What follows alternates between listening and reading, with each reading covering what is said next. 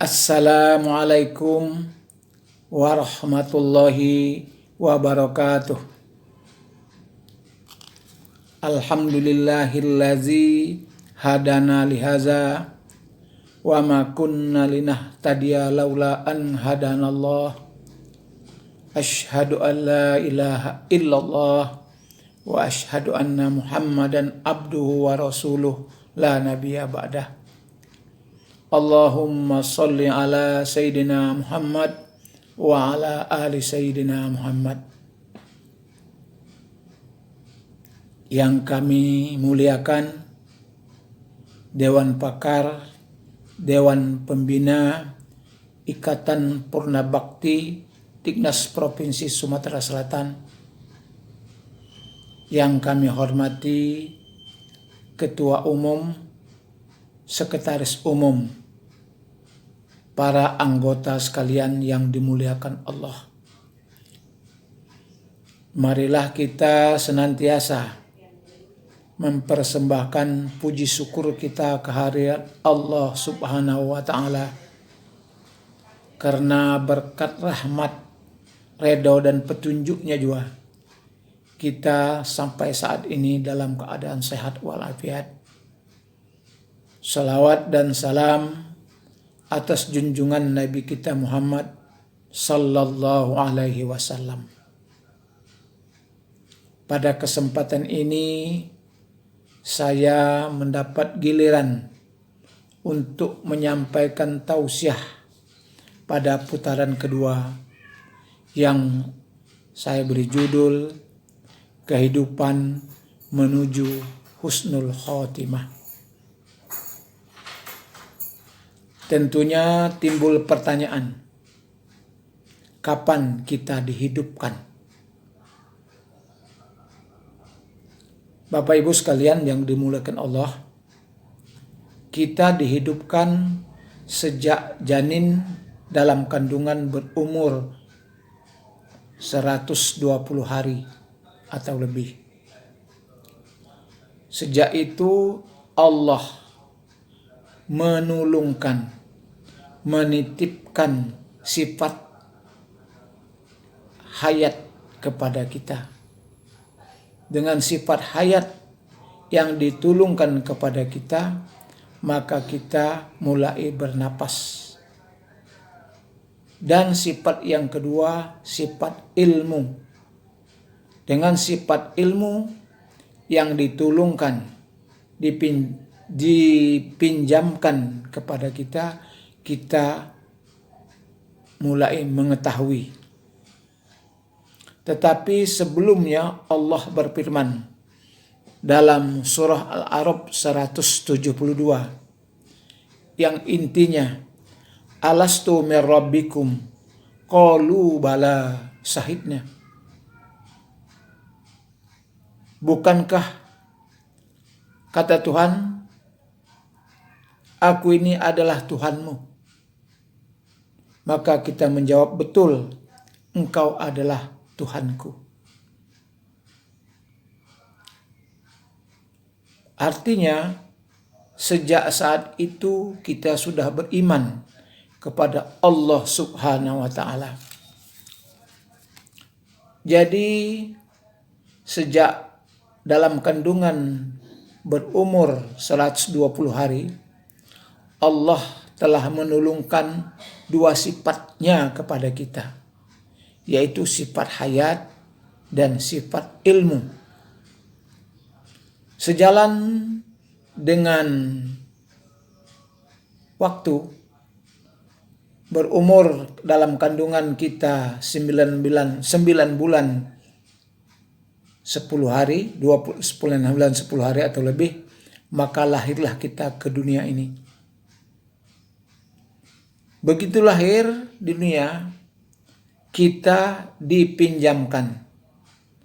Menurut Ustaz almarhum Zain Sukri, ditulungkan kepada kita sifat ma'ani yang lainnya, yaitu sifat kudrat, sifat iradat, sifat basor, sifat sama, dan sifat kalam. dengan sifat irodat yang ditulungkan kepada kita, kita mulai berkehendak. Dengan sifat kudrat yang ditulungkan kepada kita, kita sebagai manusia mulai mempunyai kemampuan. Dengan sifat basor yang ditulungkan kepada kita, kita sebagai manusia mulai ada penglihatan. Sifat sama dengan sifat sama yang ditulungkan kepada kita, manusia mempunyai pendengaran. Sifat kalam yang ditulungkan kepada kita, sejak itu kita mempunyai kemampuan untuk berkata-kata. Jadi ada 7 sifat Allah yang dikelompokkan dalam kelompok ma'ani yang ditulungkan kepada kita sebagai manusia. Dan sejak itulah kita lahir di dunia ini. Begitu lahir, apa kita ada kewajiban? Belum. Tetapi setelah balik, setelah mumayyiz dalam ilmu fikih, kita mempunyai kewajiban untuk menyembah Allah. Banyak dalam Al-Quran yang memerintahkan kita bahwa kita harus menyembah Allah, harus bertakwa kepada Allah. Dalam Al-Quran menyebutkan, wa ma khalaqtul jinna wal insa illa liya'budun, Zuriyat 157. Tidak kujadikan jin dan manusia kecuali untuk menyembahku.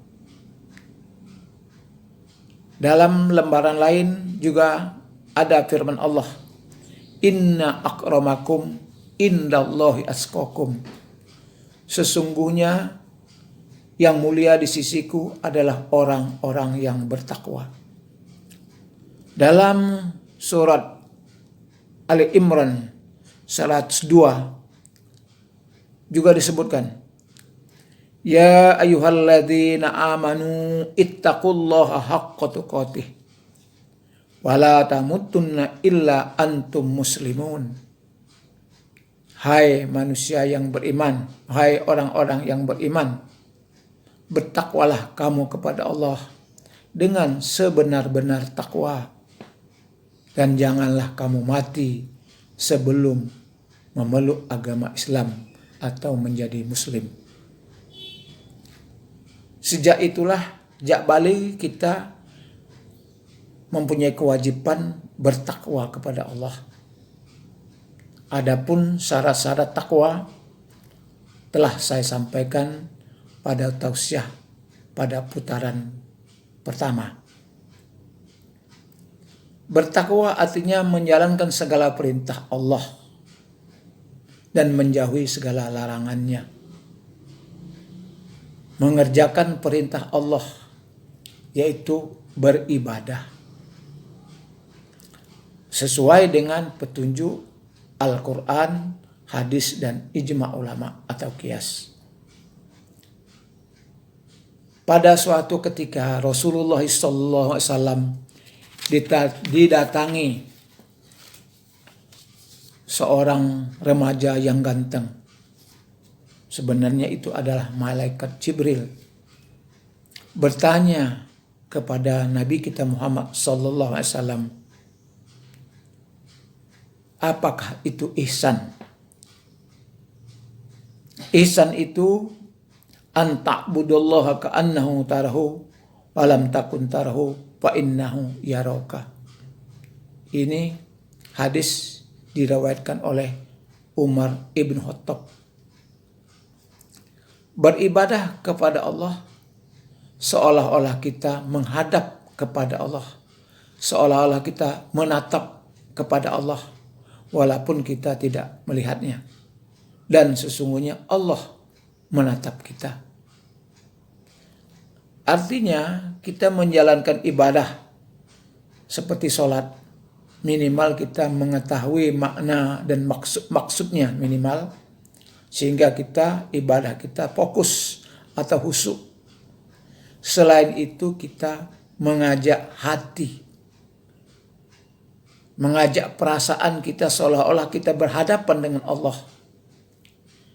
Ibadah seperti ini dalam ilmu fikih disebut musyahadah. Begitu juga sebaliknya, kita beribadah seolah-olah kita ini ditatap Allah, maka ibadah kita sudah tingkat muraqabah. Dan perasaan ini bukan saja kita laksanakan pada waktu sholat. Sebaiknya kita rasakan ketika dalam hidup dan kehidupan kita sehari-hari. Fa aina ma tuwallu fasama wajah. Di mana engkau menghadap, di situ ada wajah Allah. Artinya kita sendiri berarti berdua, ada Allah yang melihat kita, menatap kita. Kita berdua berarti bertiga, Allah menatap kita. Inilah ketika Nabi Muhammad SAW berhijrah bersama Sayyidina Abu Bakar. Dan Nabi kita Muhammad SAW ketika itu bersabda, La takhaf wa la tahzan, innallaha ma'ana. Karena Sayyidina Abu Bakar ketakutan, maka janganlah takut, jangan gemetar, Allah bersama kita. Sehingga kita bukan dalam ibadah saja, tetapi dalam hidup kehidupan selalu merasa diawasi dan mengawasi Allah Subhanahu wa ta'ala. Bapak Ibu sekalian yang kami hormati, apakah kita hidup ini untuk selamanya? Allah menitipkan sifat ma'ani itu untuk selamanya. Ada batasnya. Sesuai dengan surat Yunus ayat 49. Likulli ummatin ajal, iza jaa ajaluhum fala tastajiru sa'atan wala yastaqdimun.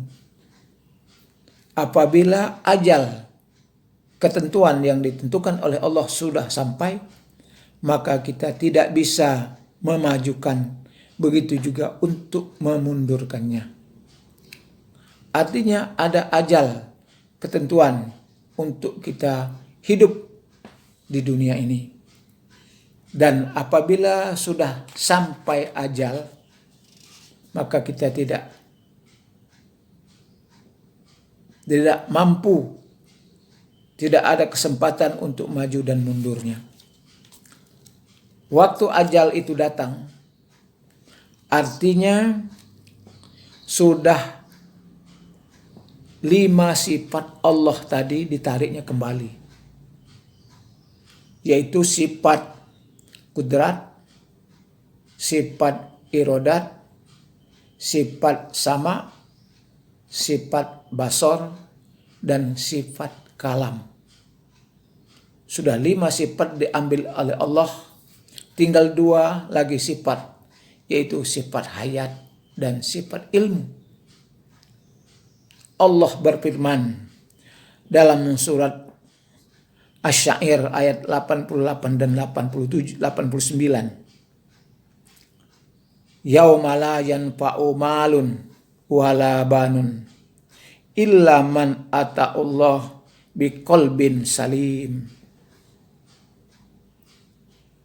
Yaitu pada hari atau ketika itu, harta dan anak tidak ada berguna lagi, kecuali orang yang menghadap Allah dengan hati yang salim, hati yang bersih.